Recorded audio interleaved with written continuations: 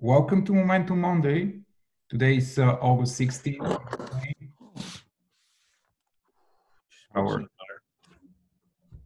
Forgot my water behind the camera.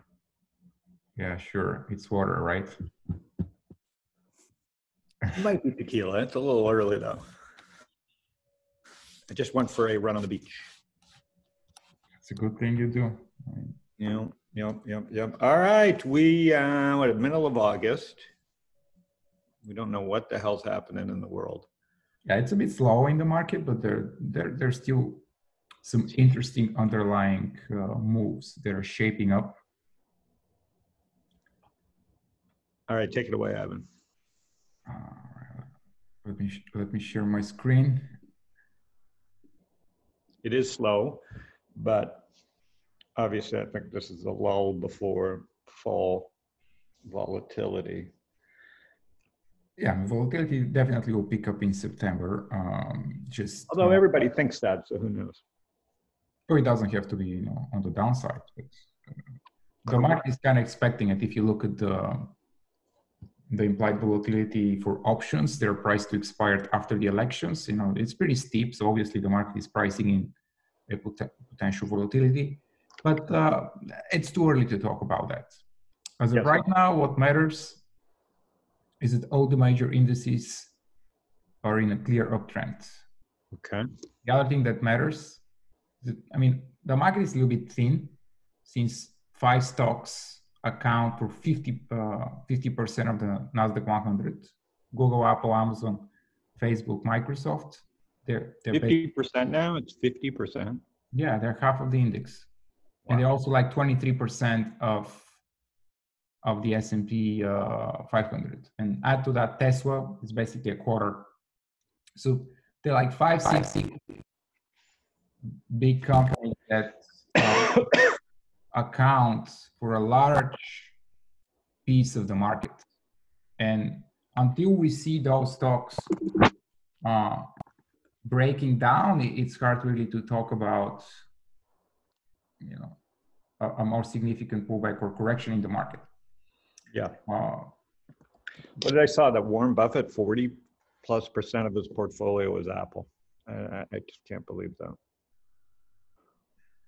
Well, there are not that many places for him to hide. Obviously, cash is not a good idea right now with the dollar depreciating and all the other assets appreciating, and he doesn't really have that many choices. Yeah. If he wants to park his cash somewhere other than an index and then the top 6 big companies. But interestingly, under the surface, if you just look under the surface, there's been some distribution going on in some sectors. For example, the 2 biggest leaders for this year and also the previous 2-3 years, software and biotech,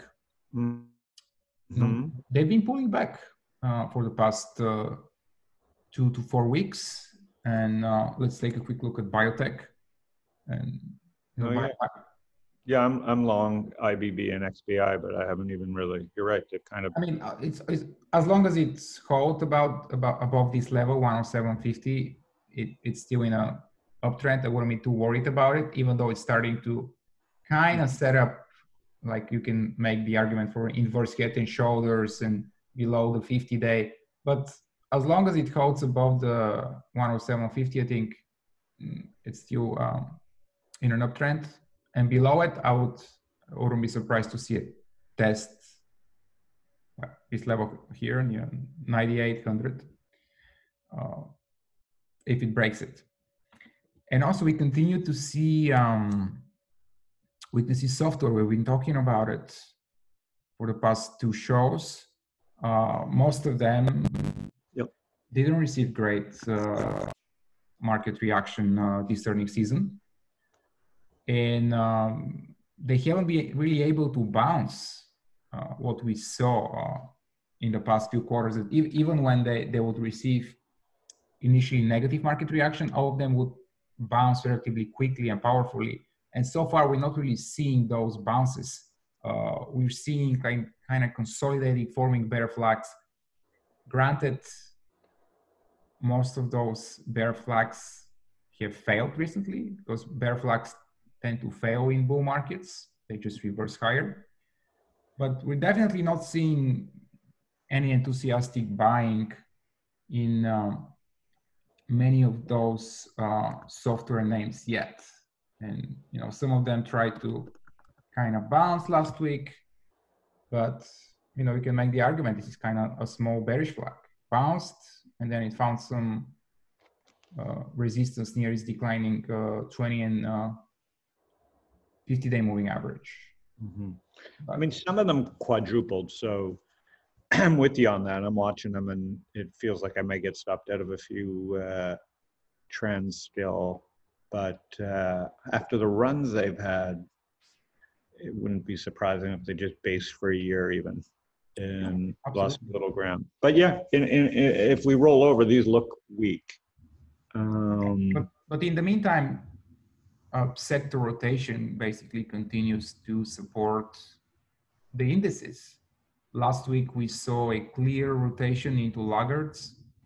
Like we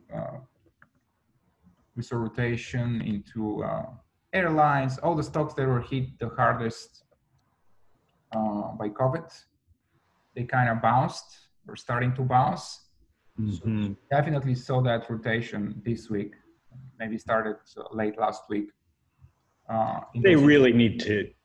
There's no, I mean, you're saying they bounce, but I mean, there's no enthusiasm yet. Like, you know what I mean? Like they could roll, a wave of selling here, and those quickly become the leaders on the downside. Banks, hotel, airlines. So I think, obviously I look at SPG, which is kind of, so levered to, and it just can't get anything going, to me, Boeing and SPG are the poster children for, the charts kind of look the same, the way they bounced off the bottom. And I mean, it's not, with fall coming and COVID's still kind of raging and schools getting canceled, these are the ones that I'm watching to say, I don't care what you say about rotation. These are staples in how people think about land-based kind of industrial economy and retail, and they're not getting any lift. So I'm the opposite. I'm like, I agree with you. You can't. It's the 5 companies or 6 or 7 companies are hiding so much. I think weakness, but you could find someone to just like you. Like there's still a lot of. My point is that the market is not, the money is not leaving the market. It's just rotating. That rotation maybe temporarily, maybe just hiding for a couple of weeks. Technology. Yeah. And then it feels hiding, and we'll see. Like, I mean, I think we're still in because even the biotech's rolling over, some of these small caps are just raging higher on gaps. I mean, too hard for me, but I mean, some of these small cap biotech stocks that I'm sure you follow are just gapping. And I mean, yeah, I mean, that's normal for biotech any given year. Any given year, the worst and the best performers in the market are from biotech, just because no one really knows how to price them. And then we saw this week, other than Bank of America, Buffett's been selling financials, maybe other than Amex. And so again, like even though there's a rotation underneath it all, it's distribution in the sense that, and maybe that's good. Maybe the fact that Buffett's out of banks and distributed the shares to a wider base, that's a good thing. Maybe with rates kind of perking up, that's positive for banks. But yeah. But I mean, he also came out and I wrote about today. It's just like, I don't understand bonds. I've been wrong for 10 years straight. And, bonds make no sense to me at 0%. And that's something I've been saying for a couple of years. It's like, okay, like if you're a trader, it's been a great trend trade, right? Betting on negative interest rates. But if you're actually needing yield and you have your money in bonds, it's like trading naked puts. You're picking up nickels in front of a steamroller because any panic is going to show up hard in bonds. Did you see LQD this week? Had kind of like a major spike. Which one? LQD. LQD. Oh, the corporate bonds. Yeah. So, It feels pretty much more orderly, which is fine, right? It's not like that March fall off a cliff, but at the same time, that's, you know, I had never seen what I saw in March, so I'm not going to, you know, it feels like that was like a serious long-term bottom, but, you know, the way the markets are structured right now, and there's just so much tension, nothing would surprise me. So I think I'm kind of playing it still careful. I was hoping to get some resolution this week, but I don't see much other than Buffett is kind of joining my side, which is like, why the hell would you own bonds? And the second thing is he's crowded into the same trade as all of us, which is Apple.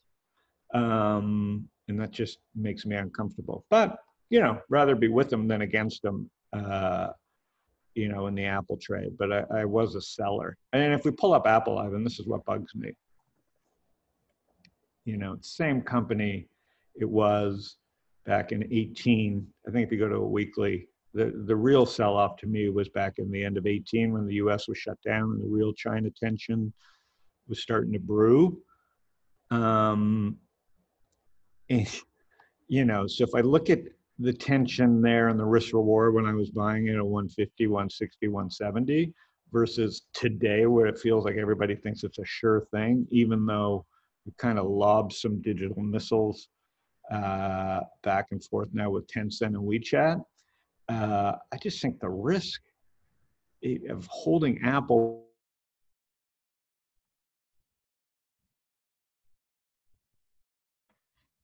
I think the internet connection is a little slow because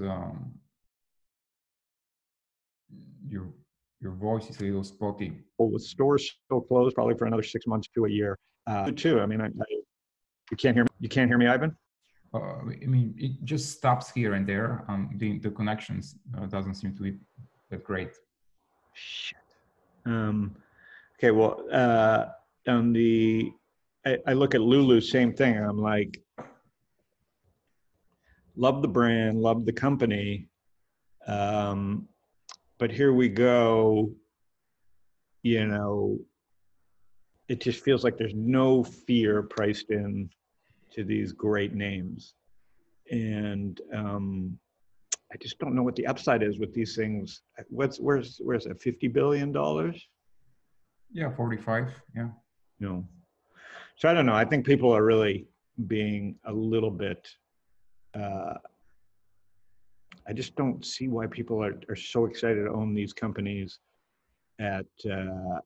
I get the interest rates and government printing money, but I think we need to see, like you said, I think we truly need to see some other leadership step up. But with the economy still pretty much closed from what I can tell, I mean, I'm not spending.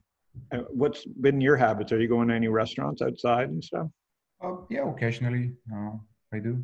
And I mean, obviously you have to sit outside because by law you cannot be inside, you know. Yeah. So yeah. What about swings? What are you seeing?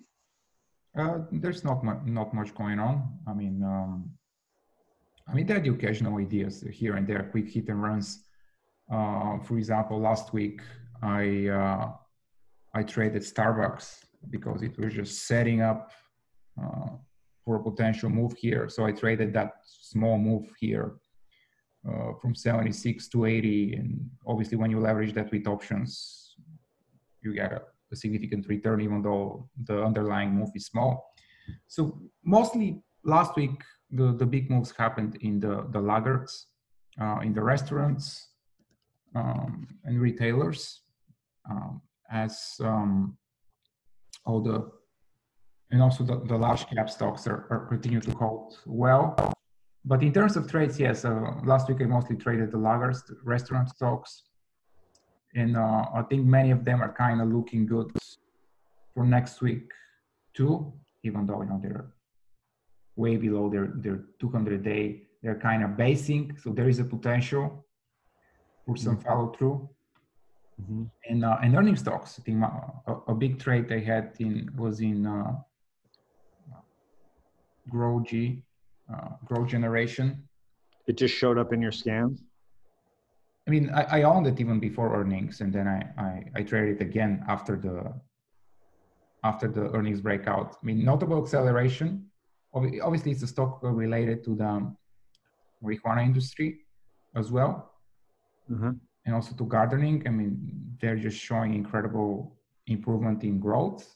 Look at this, 100% growth in earnings, triple digit sales growth. So it's a fast growing company.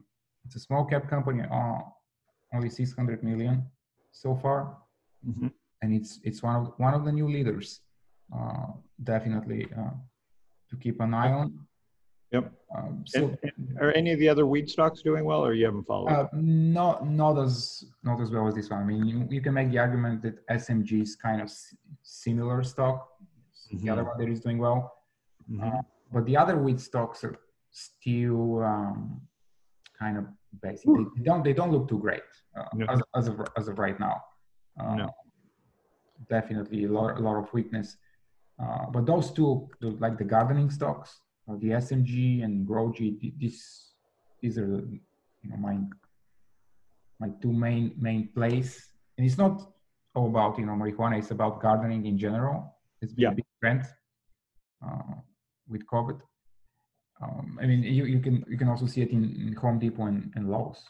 Their stock also have done well, kind of related to that trend.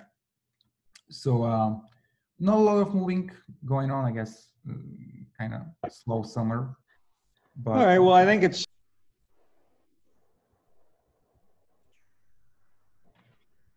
okay.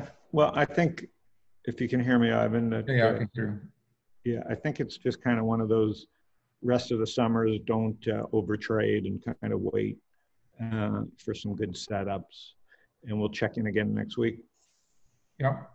All right. See you next week. All right, everybody. All right.